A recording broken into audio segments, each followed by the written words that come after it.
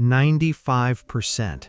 That's how many traders lose money in the markets over the long run. Not 60%, not 70, 95.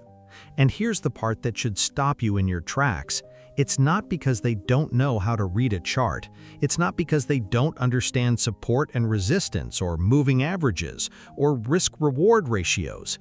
Most losing traders can explain a strategy just as well as a profitable one. So what's actually killing them? Their own mind. Today, we're breaking down the psychological trap that quietly destroys 95% of trading accounts and how the other 5% learn to think differently. Let's start by killing a myth. New traders believe that if they just find the right strategy, the right indicator combo, the right entry signal, the perfect setup, they'll finally become consistently profitable. So they spend months, sometimes years, hopping from strategy to strategy, scalping, swing trading, breakouts, Fibonacci retracements. Every time one strategy has a losing streak, they abandon it and search for the next holy grail. Here's the uncomfortable truth. Most strategies with a reasonable risk-reward ratio can be profitable, if executed with discipline. The strategy is rarely the problem. The person executing it is. Professional trading firms will hand the exact same strategy to 10 different traders, and you'll get 10 different results. Same rules, same signals, same market. Wildly different outcomes. The variable isn't the system, it's the mindset behind the hand pulling the trigger. Every losing trader gets caught in the same loop, and it has two engines, fear and greed. Greed shows up first. You take a trade, it starts moving in your favor, and instead of following your plan, you think, this could go so much further. You move your take profit. You add to the position without a real reason. You start imagining the money before it's actually yours. Then the market reverses, because markets do that, and now fear takes over. You freeze. You don't cut the loss because some part of you is still hoping it will come back. The small, manageable loss you should have taken turns into a large, account-damaging one. This cycle, greed on the way up, fear on the way down, is the single most common pattern among losing traders. It doesn't matter what market you're in, Forex, stocks, crypto, futures, the emotional pattern is identical. The traders who make it aren't the ones who've eliminated fear and greed. Nobody eliminates fear and greed. The traders who make it have built systems and habits that stop those emotions from making decisions for them. Let's talk about the moment that has wiped out more accounts than any bad strategy ever could: revenge trading.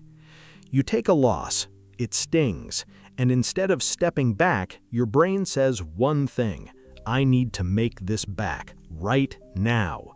So you jump into another trade, bigger size this time because you're trying to recover faster.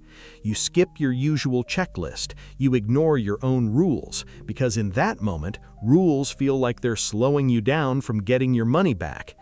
That trade loses too. Now you're doubling down again and again.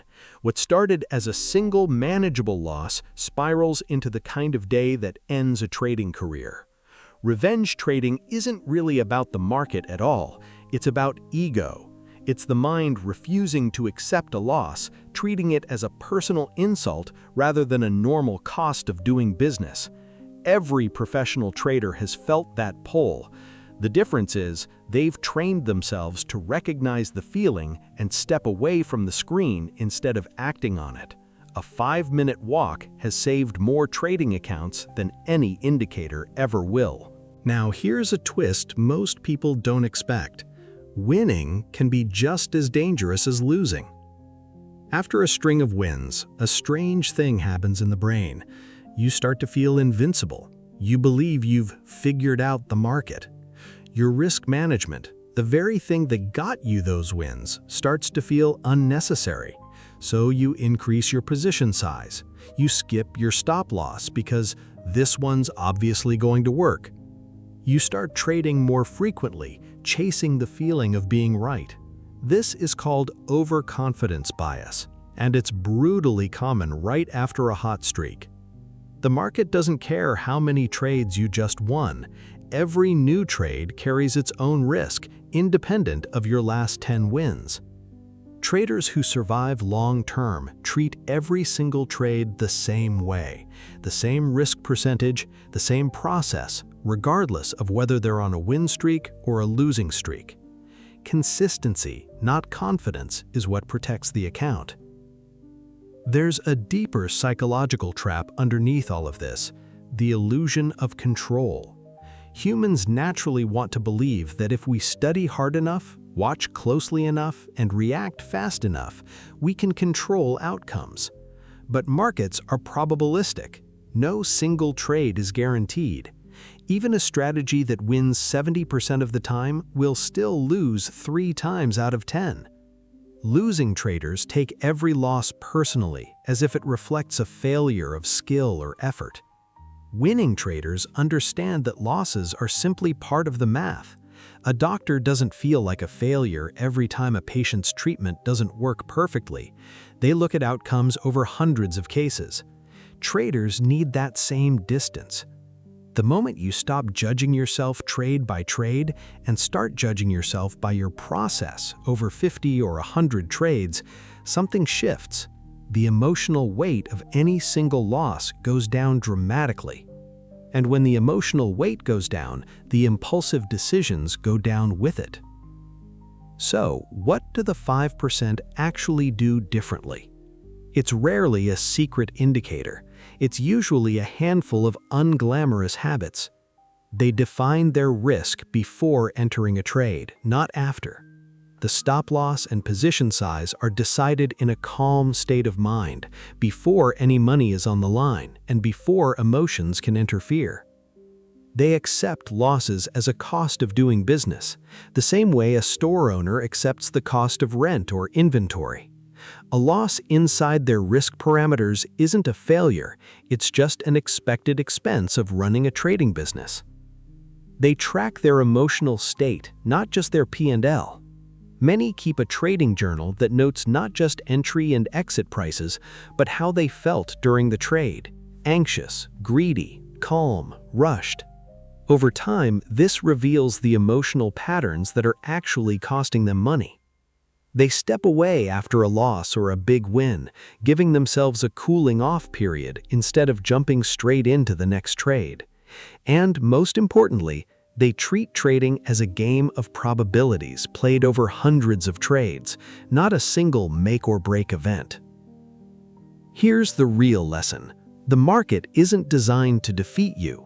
Your own untrained mind is doing that job for it. Fear, greed, revenge, overconfidence, the illusion of control, these aren't rare personality flaws, they're default human wiring. Every trader who ever made it through to consistent profitability had to consciously override that wiring again and again, trade after trade, until new habits replaced old instincts. The 95% who lose aren't less intelligent than the 5% who win. They're just still trading with the same untrained mind they started with. The market doesn't reward the smartest person in the room, it rewards the most disciplined one. If you found this useful, subscribe for more breakdowns on the psychology behind trading, because the chart is only half the battle. The other half happens between your ears.